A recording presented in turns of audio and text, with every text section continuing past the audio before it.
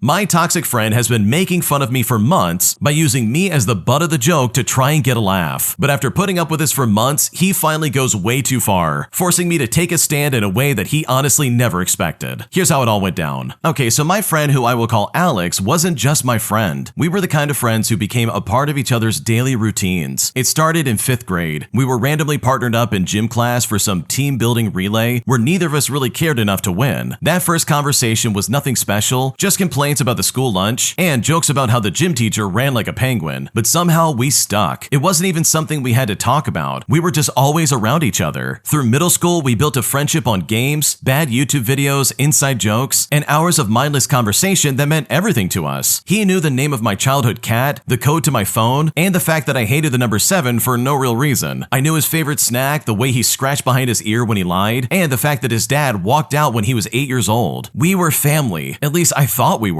In high school, things shifted and I noticed it slowly. He started hanging out with a louder, flashier people, the kind of people who always filmed everything for TikTok, who thought roasting your friends was the highest form of comedy, who chased after clout like it was air. And at first, I laughed along when he made me the target of jokes in front of them. It was always small stuff, telling them I had a weird fear of mannequins, that I still slept with a fan on because silence made me anxious, and I would laugh too because it really felt harmless. But over time, the jokes started to hit different. He'd bring up things I told him in confidence, things that no one else knew, like how I used to stay home from school when my anxiety got too bad to fake being okay, or about how one time I called a helpline during a panic attack because I didn't know who else to talk to, how I wrote letters to myself in a notebook to remind myself to stay alive when things felt too heavy. He turned those things into punchlines, all of it disguised as dark humor. But you know what? I let it slide because I still believed he was my best friend. I just kept forgiving him and swallowing all of it down. I told myself he didn't mean harm, that he was just caught up in trying to impress people, that deep down he was still the same guy who stayed up with me on FaceTime when my dog passed away. But the night it all fell apart started with a message that said, "Party at my cousin's house this Saturday. You better come along. Wouldn't be the same without you." Now I hesitated. I barely knew his cousin. In fact, I didn't know most of the people who would be there, but a part of me hoped that this was a sign. Maybe he wanted to reconnect. Maybe it was his way of saying we're still good. So I just went. The party was loud and crowded. I didn't know anyone except for Alex and a couple of faces I'd seen on his Instagram. I hung close to him at first and he acted normal and friendly, and we talked like we used to, joked about how weird his cousin's new haircut was, and for a brief moment, I felt like maybe everything was okay. But then the thing that kind of broke me finally happened. People were gathered in the living room with drinks in hand, music low for once, and this is when someone shouted, "Let's do story time, embarrassing moments only." And when someone said that, Alex jumped up and I honestly just should have known. He then grabbed everyone's attention with a kind of confidence that only came from knowing you were about to be the center of attention. He then looked around the room with this smirk I recognized way too well. And that's when he said it. "Alright, I've got one. My boy over here," pointing straight at me, "once told me that he used to wear long sleeves every single day, even during the summer, because he was hiding the scars on his arms. Like he would say he was just cold, but nah, he was cutting. And it's all because a girl didn't respond to his message. He said, 'Oh, I feel broken, but I don't want to be alive anymore.'" And when he said this, he laughed and other people laughed as well. But some of them also went quiet. One girl muttered, "Man, that's like kind of messed up." But most of them just followed Alex's lead. Someone then pulled out their phone and another guy asked if this is real. And Alex just grinned and said, "Yeah." I was like, "Bro, chill. You're not in a Netflix show." At this point, I didn't even move. I mean, I simply couldn't. It felt like everything inside of me froze. I just looked at him and I honestly didn't see my best friend. I saw a stranger wearing his face and I realized right then that maybe he had been that stranger for a while. So I stood up quietly. No scene, no yelling, and I just walked out. He didn't follow after me, not that night at least, but the next day I got messages. And of course, there was no apology and just excuses. But after I saw those messages, I didn't reply, but instead I blocked him. For days, I felt hollow. I replayed everything, not just the party, but the months leading up to it. All the things I ignored, all the times I laughed along when I shouldn't have, all the times I thought loyalty meant staying quiet, while someone slowly erased the parts of you that you trusted them with. I told him things I never told anyone else, things that came from the ugliest, most painful corners of my life, and he turned them into entertainment, for laughs and likes and attention. I don't care if he regrets it now, and I don't care if he realized how badly he messed up. Some lines once crossed, you just can't walk back over, and some things once you've said them echo too loud to be ignored. I used to think that losing a friend like Alex would feel like a death, a grief, but honestly it didn't. It felt like waking up, like finally realizing that someone who says they love you while humiliating you in front of friends was was never your friend in the first place. He thought it was funny. He thought I'd let it slide like I always did. But that was the last time because I never looked back ever again after that. Okay, first of all, I want to say to the original poster, I am so sorry this happened to you. That is so messed up that Alex even began to share that stuff about you because you do not deserve to have your secrets out in the open like that, especially when they're going to be like put on a pedestal for ridicule. That's not fair. You don't deserve that. And it's especially stupid that he didn't even apologize. He'd like literally just tried to excuse it away. I wouldn't even be surprised if he tried to blame you, which people like this probably would. So honestly, with all things considered, I think blocking him absolutely was the best thing to do because this guy was not your friend. He hasn't been your friend for a while. Like the second someone tries to do stuff like that, where they're sharing very private things about me with everybody else, that is the moment I'm going to be like, no, we're not friends and I cannot hang out with you anymore. You're clearly a bully who's just turned on me and that's not fair for me. So yeah, this whole situation sucks and I'm honestly glad you did cut him off because this guy is not your friend and you deserve way better than this. If you like Am I the Jerk, you're probably going to love Am I the Genius. Check it out, link down below in the description. Also, go to AmITheJerk.com/submit if you would like to submit your own stories. My roommates all said to me that if I'm tired of cleaning up after them, then I should just leave their stuff exactly where I found it. So I decided to get some petty revenge by doing exactly that, frustrating them beyond end until they finally complied and started cleaning up after themselves. Here's how I did it. Okay, I'm a 35-year-old female now, but in college I rented a small house with 3 dudes, all of us in our early 20s. I have many stories of petty revenge from this time in my life, as guys in their 20s who are living away from their mothers for the first time often need the point illustrated in no uncertain terms, but this is one of my absolute favorites. The house had a bathroom for the 4 of us, and as the only girl and the only one with a clean freak for a mother, I ended up doing basically all of the cleaning. I frequently put things away in the common space, namely shoes in the front closet, laptop on a shelf so no one trips over the cord, etc., both because it made cleaning easier and because it's common courtesy to clean up your crap in common spaces. I was often met with irritation from my roommates, as they said they couldn't find their stuff, as if I was hiding it from them and not putting it in a perfectly reasonable and agreed upon place. During this time, one roommate also had a girlfriend who was basically a squatter in our house. I did my best to be friendly and welcoming, including driving her places when I had time and helping her find a job, which were both mistakes in hindsight, but that's another story for another day. She technically had a place to live elsewhere, but all of her stuff somehow ended up in our house, including our one tiny bathroom, which she showered in twice a day, despite contributing nothing to rent or utilities. The number of products lining our shower easily tripled when she appeared,